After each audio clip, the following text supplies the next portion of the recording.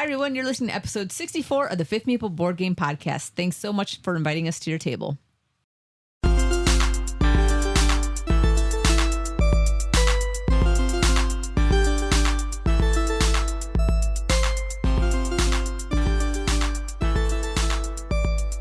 Hello, everyone, and welcome to another episode of the Fifth Meeple Board Game Podcast. We're a group of diverse friends who offer our takes on the latest and greatest board games to hit our table. I'm your host, Daniela, the Goofy Noob, and I'm joined today by the Collector. Hey, this is David. The Intellectual Introvert. Hi, everyone. This is Chris. And the Deluxeifier. Hello, it's Pete. All right, guys, it's hump day, or at least it is for us. Today, we're loading up our camels with all kinds of opinions on the card game Straw. It's pretty hot out here in the desert, so let's get this caravan moving.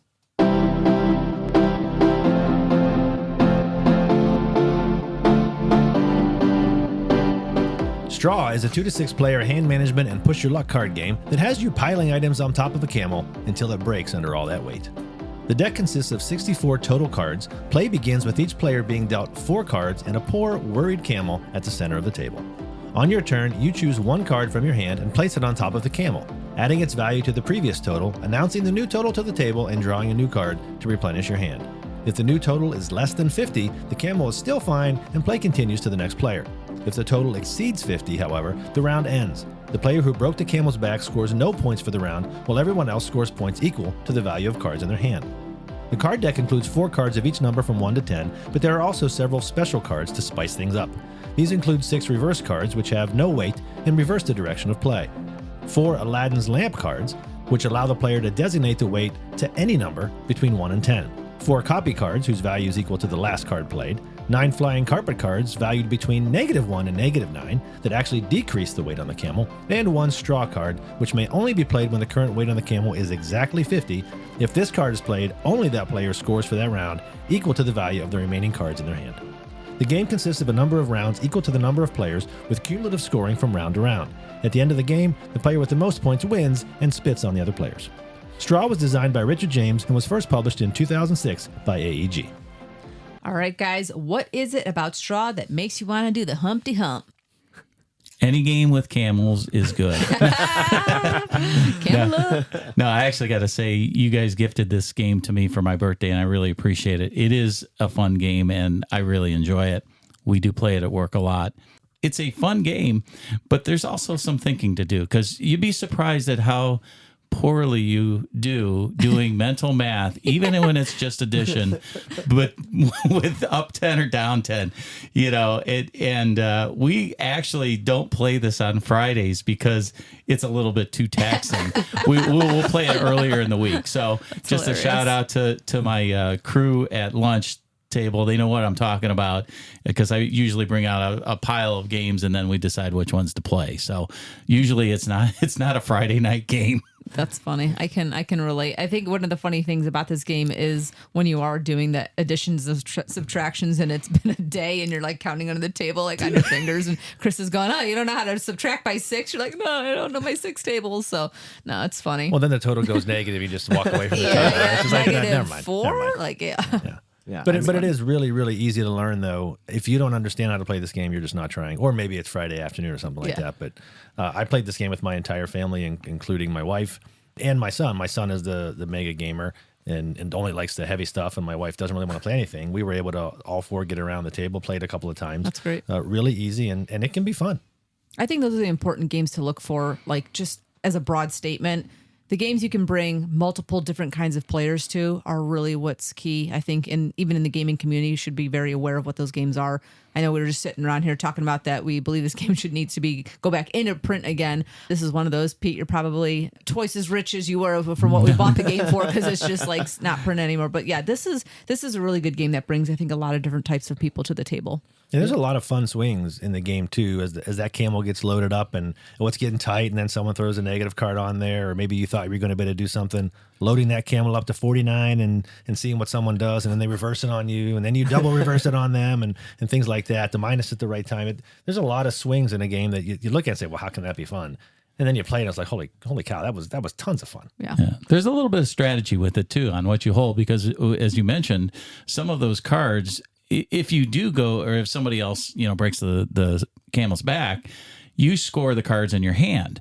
Well, you don't want to get stuck with negative cards because they come off, they come out, and the other cards that are, we'll call them face cards or, Powers. Yeah. powers, you get nothing for them. So you might have a turn where you score 7 points and you go around the table once, everybody deals once, then the game's over. Obviously you could play longer if you want, but that's kind of the traditional way of doing it. So the game can go pretty quick, based upon your player count, and it's easy enough to do 2 games if, you have 3 or 4 players out there. Yeah, I mean, and surprisingly enough, that straw card, there's only one in the game. And so basically, if the stack is at 50, somebody can play the straw card on top of it, and then they automatically win, and everybody else loses. Surprisingly enough, though, that gets played decent amount. You wouldn't think it would, but if somebody grabs that straw card or they get it dealt to them, they're almost always keeping it, and it's kind of a little bit of a bluffing game. You have to keep it. You can't, yeah. But it's a little bit of a bluffing game as far as, do you think somebody actually has it? Because are you trying to set them up to fall or not? And that's pretty funny if you play with the same people multiple times because, it's kind of like, it reminds me a little bit of Skull. Like, do I think actually Pete has this or I just want to push him off this cliff, or not? So it's a good time. Well, sometimes they'll set it to 50 and send it your way, and I'm going to reverse it to you, and you walk right into their trap.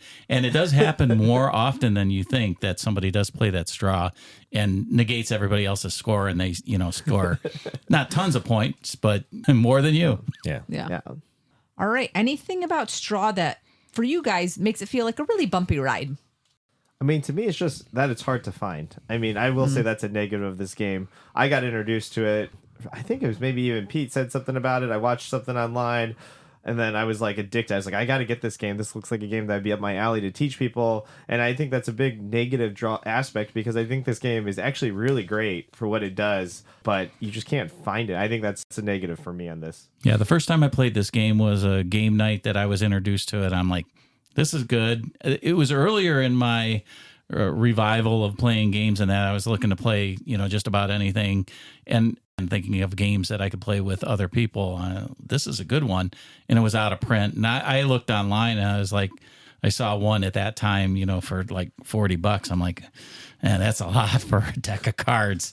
And it is, but it is really fun. I've actually trying to retheme it with a Harry Potter theme, but don't tell anybody. I can help you with that. You can help me with that. Yeah, I'll show you. Hat. I'll show you my cards and what I got after the podcast. But no, I really like the game and it's fun. I would say the hardest thing is the mental math for me.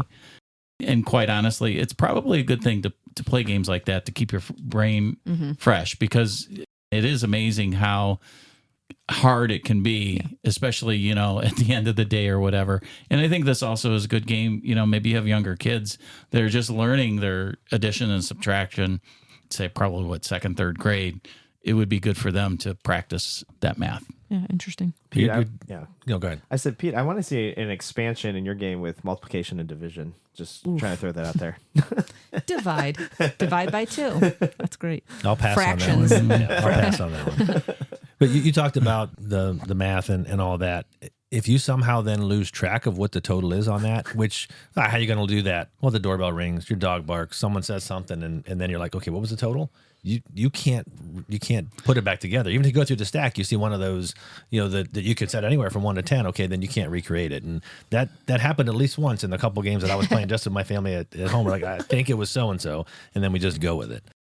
You do have to stay engaged in it. It is a game and you can't just walk away. A few things that I wish they had was like a token that had the circle going one way and the circle going the other way, because when you do reverse it, sometimes, just like we said, even just losing track of what that number was, especially when you screw up the numbers and somebody says, well, 28 minus 7 is what, 21, 22. And then you get lost and you're trying to remember which way it was going. So even just a little token like that to flip over to say which direction, whether you're going clockwise or counterclockwise, I think would be a nice addition. Okay. The other thing I'll say is if you have one player in the group that doesn't really understand how to mitigate the risk, that can just destroy the game. And my wife does not listen to this podcast, so I can throw her under the bus. When we played with her, she was the one that busted the camel almost every time. And so you knew that, she's trying to collect all these high cards. She doesn't have that mitigating piece. All you got to do is survive till it gets back to Renee again, right? And so if you do have that, it totally changes the game to where I can play with a slightly different strategy. The last thing I'll say is at lower player counts, if someone pulls off a big scoring hand, it can be tough to catch up. Yeah, I was thinking that too. I was thinking at some point too, when you're playing, there is a hard moment when you almost can't catch up. Then you're just kind of like sitting there and like while everybody else is playing, and you're like, oh, I just like busted my hand at like a huge number. So yeah, and I guess my feeling is that the reason I say at low player counts, you're going to be playing so many times, it's a little harder to take that risk and how much risk you can take, because the chance of it coming back to you and having to play again at lower player counts is probably better. Yeah. All right, guys, that's the last straw, or almost. Before we head backtrain to the game table, let's give each of us our overall rating for straw. On a scale of 1 to 5, with 5 being a fifth Meeple recommendation to buy the game and 1 being a recommendation to burn it, where does straw rank for you? I'm going to start over here with Chris. I am giving this a 5. I think it's a really good game. Now, it's a 5, but don't buy it at $80 or $90. So it's a buy it when you can find it at a good price, or maybe it's a make it, because if you're going to get it for $90, buy some sleeves, make the cards up yourself and do it. But if you can get it at a good price, buy it. It's a fun game, easy to learn. You can play with anybody. Pete. I agree with you that it would be a 5 if it wasn't that price. So I'm going to come in at a 4 just because of the price. I think it's a good game. I think you'll have fun playing it. It's something that you'll play occasionally. I don't think it's going to come out every day. We probably play it maybe once a week, and that's enough, because again, it is a little mental taxing. So good game. Definitely recommend it. As Chris said, and everybody else here, if you can find it at a great price, I do that, or try to craft your own. David. Yeah, so for me, with straw, I'm going to rate this a 5. I am Chinese, so I play this almost every time when I go to Thanksgiving with a bunch of my cousins. We all sit around, and they're all Chinese, so we love the math. I mean, the math is probably the best part about the game for a lot of me and my cousins when we play this or we sit around the table. So if you're Asian out there, this is probably a game that you want to buy. It'll probably increase in value, too, if you're a collector, kind of just like me. So get your hands on a copy now, because it'll probably just go up unless Pete makes his off-variant version that goes wild. To me, Straw's just got a lot of fun moments in a short amount of time.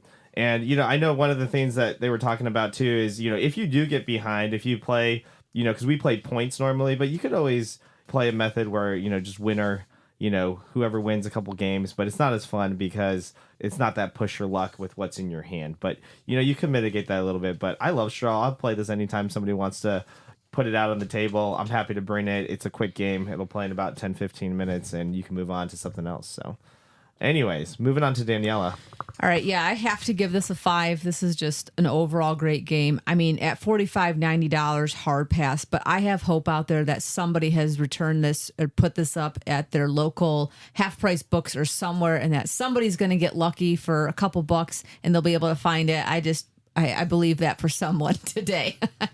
Find it in a library and pay the fine for using it. 100%. That'd be like 25 cents every 10 years. I think I bought it, Daniela, for that price, and I put it online for 90. No, I'm just there you go. Yeah. No, I think who knows? One day you might come across it. Who knows if somebody unfortunately unloads somebody's Goodwill haul and you find it somewhere else. But no, I'm hoping one day to find this for a good price, but we'll see. It seems like they keep kind of dwindling on eBay. But yeah, I think this is a great game, and I think everybody should play it. So. Well, that brings us to the end of this mini episode of the Fifth Meeple Board Game Podcast. We hope you enjoyed our discussion on Straw. And if you'd like to get in touch, just email us at thefifthmeeple@gmail.com or reach out to us on social media. Of course, if you like our show, we'd love for you to give it 5-star review to help us grow. Thanks again for listening. And until next time, remember, if you put the federal government in charge of the Saharan desert, there will soon be a shortage of sand. Goodbye, everyone. Bye-bye. Goodbye. Adios, amigos.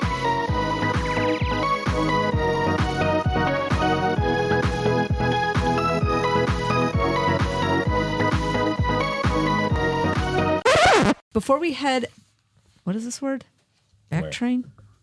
Bactrian. Backtrain? What's It's a that? pun. It's a type of camel, so you're heading back, but you're heading Bactrian. You don't have to say it if you don't want to. No, I will. Hold on. All right, before we head, Chris. No, okay. Let me start over. All right, guys, that's the last straw, or almost. Before we head oh my God. Stop looking at me. For the record, mine was a 5, but a 4 because of the price. Yeah, so. for sure. Straw is a 2 to 6 player hand management game. Nope. We're waiting on you.